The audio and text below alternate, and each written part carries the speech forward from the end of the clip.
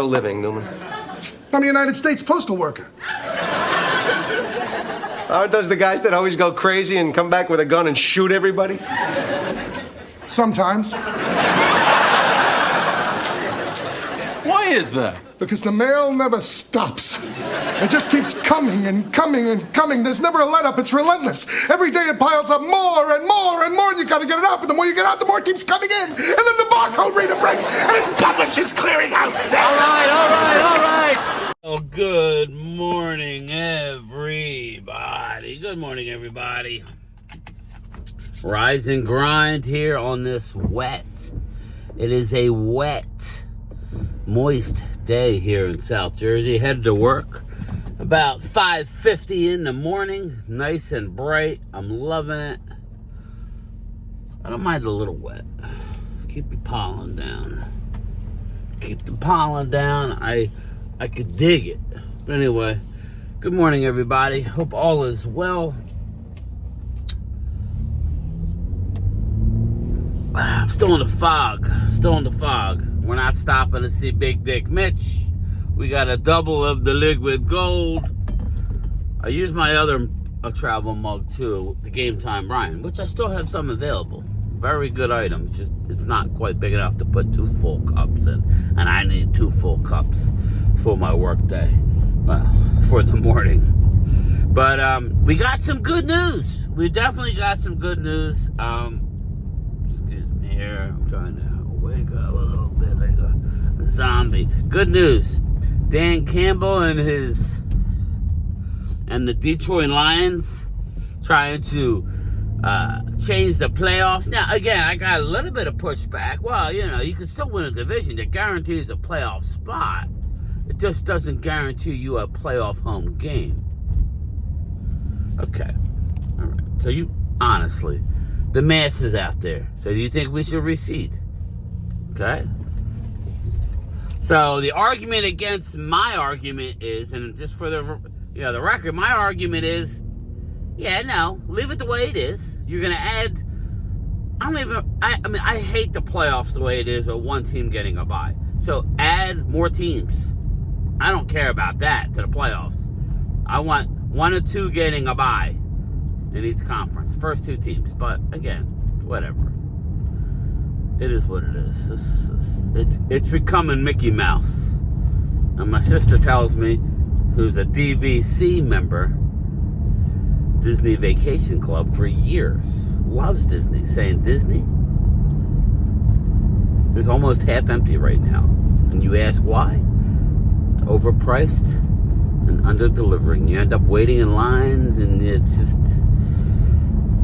Disney's not what it used to be. They're just outpricing the regular person. If you want to take your family, you, your wife, and your 3 kids to Disney for a week, for 7 nights, you might have to refinance your house. It's that much money. So, it's crazy. So, I think Disney's starting to get the hint, but I digress. This is what's happening with the NFL. The NFL, again, people are starting to get annoyed. Part-time referees, playoff games being decided by Mickey Mouse refs who are not in position to make the call. Billion-dollar industry, and your technology is still having a couple old dudes looking at the video, and we all see one thing, and they come back and go, the call remains the same. It's like common sense needs to take over at some point, everybody. And I'm glad that the fellow owners, are looking down on Detroit saying, stop, wait a minute. What we've done here is what we've done here. Some years, you are a 10-win team and you have to play a 12-win team at home. Why? Because you won a division and they didn't win their division. Deal with it. Some years, you're a 12-win team and somebody else is a 13-win team in your own division and you don't win a division. There's a lot of different scenarios. To reseed is bullshit. Looking at the 49ers schedule this year, they're going to rack up some wins. And then they're going to get dusted quickly. And if they may not rack up wins, but in my mind, the 49ers of old are going to rack up a lot of wins. I think Bang Bang is in for a rude awakening, even with that soft-ass pillow schedule that the 49ers have. Take a look. My next live stream, we'll take a look outside of the NFC East and like some of the teams, like Detroit, who has a tough schedule, I believe. The 49ers, it's an absolute cakewalk. Problem is, they have a lot of holes on their team. And we're going to see really what kind of coach Kyle Flat Brim Shanahan is. We're going to see what kind of quarterback Brock Purdy is now that he's no longer Mr. Irrelevant. Now that he is a guy who has to earn his money and play at a certain level. Eagles Drew, sorry brother, I was sleeping last night. Well, I was fading. I didn't look at your message. Again, I get up very early. He was sending me some stats about the Eagles defense, the Cowboys defense. And again, I don't... Stats are good, you know. Ultra, always sends me a lot of stats. And I got news for you. The stats are usually on Dallas' side. I don't nauseate everybody because in my mind, at the end of the day, it's about winning, right? So if you don't win, what does it really matter? You know, but I get you. I hear you. Stats tell me that if Dak stays healthy, he's going to win 11, 12 games. That's a stat. Stats also says that Dak and the Cowboys, led by Dak, is 33-8 in the NFC East since he started his career. 33-8. Think so? Well, we weren't good. Okay. Well, whose fault's that? Also, stats are, I believe, he's 9-4 straight up against the Eagles. Those are all stats. You can pull a stat out. Problem is, my team hasn't won enough playoff games. That's where the stats run. But circling back, Detroit Lions. The rule looks like it has no shot of passing for the playoffs. Thank God. Thank you. Thank you. At least for another year until these owners get their panties in a bunch. Thank you. Next order of business. Tush push. You know, I think this is the best thing for the Eagles, to be honest with you. I think this is the best thing for the Eagles. Tush push is on his way out. It's just about dead. There's enough push, no pun intended, for getting rid of the rule that it's going to be gone. And they're going to ruin a little bit more of the game. Not so much with the tush push, but the wording they're going to put into the rule. And we'll analyze it after it's out. The wording is going to hurt the game. No pushing of players. So this is going to go downfield after a catch is made. This is going to go towards the goal line when you have that pile and no whistle's been blown and a running back or a wide receiver or a tight end or a lineman is pushing his quarterback or whatever over the goal line. This is where I have a problem with over analyzing it. They just don't want to say the tush push is banned because they're candy asses. They want to take the wording and use it to ultimately ban the tush push. So, not happy, but bye-bye tush push. Again, I'm not a fan of the tush push, but I don't want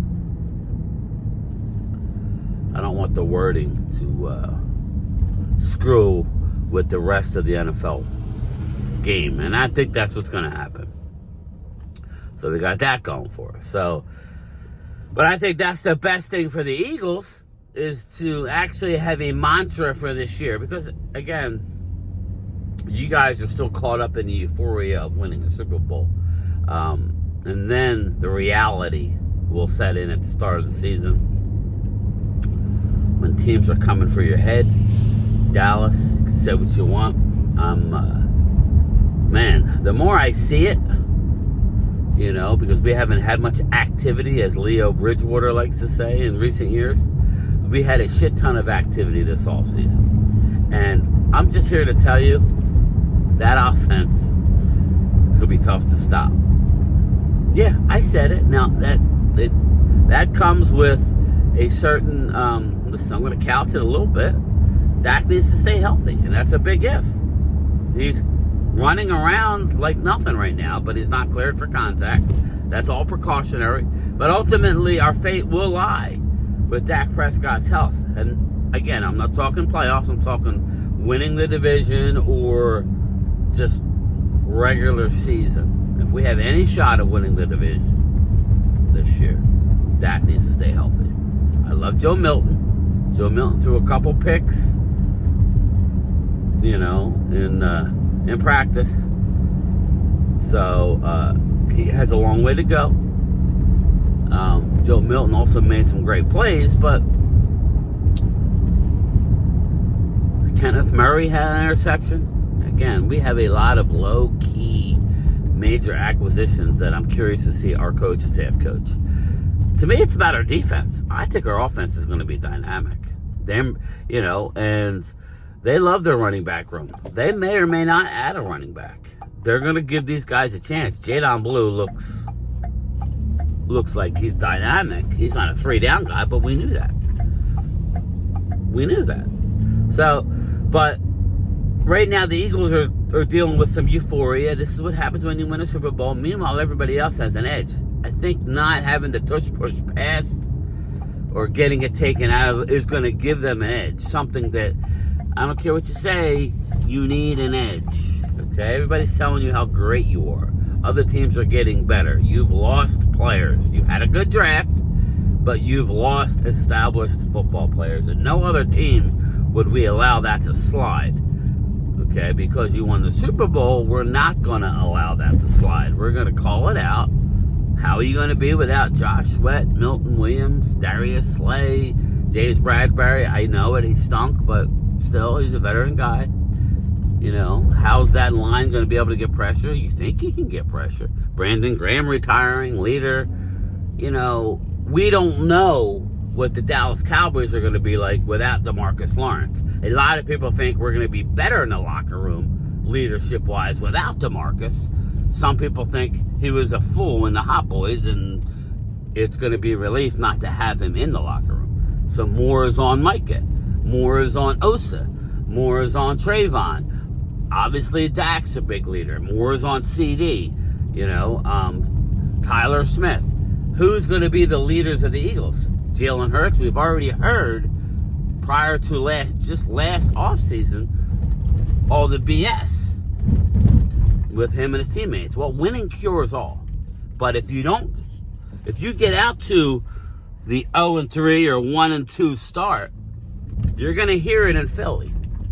And then at that point, who is going to, calm everybody down and get people back? I mean, I'm not saying you're not going to do it, but we're not going to sit here and think you're just going to have an easy breezy season. That doesn't happen in the NFL. If it does, we'll address it at that point. Odds are you're going to deal with some adversity early. And who in the Eagles locker room is going to step up? Jalen? Well, I don't know that he's the best of leaders. We know he's a big game player, and he plays well in big games. 1-1 in the Super Bowl, but you get the point. As a number 2 seed last year, they had to win a lot of road games. So, and then they had an awesome Super Bowl. So my question to you is, when it goes bad, I don't want to hear it's not going to go bad. I don't want to hear that. That's a cop-out. When it goes bad, like a glove. When it goes bad, who's going to be there? For the Dallas Cowboys, who's going to be there? For the Philadelphia Eagles, who's going to be there? Good, that's, again, you can only say, well, we won the Super Bowl for so long when the fans are going to be like, yes, concentrate on this year. We want to win this year. If you get out to a 1-2 start this year, who's going to calm the waters when people start talking their shit? But anyway, One last thing, I'm at work, is A.J. Brown will not participate in the Olympics. Good for A.J. Brown. Smart man. Smart man. No soft tissue injuries. Somehow I think CD ain't going to be that, we ain't going to be that lucky. I think CD going to want to play. I hope I'm wrong. I hope I'm wrong. Put in the comments. Do you want CD to play in the Olympics? Flag football? I don't. And I'm not a fan of that bottom row teeth, whatever that is.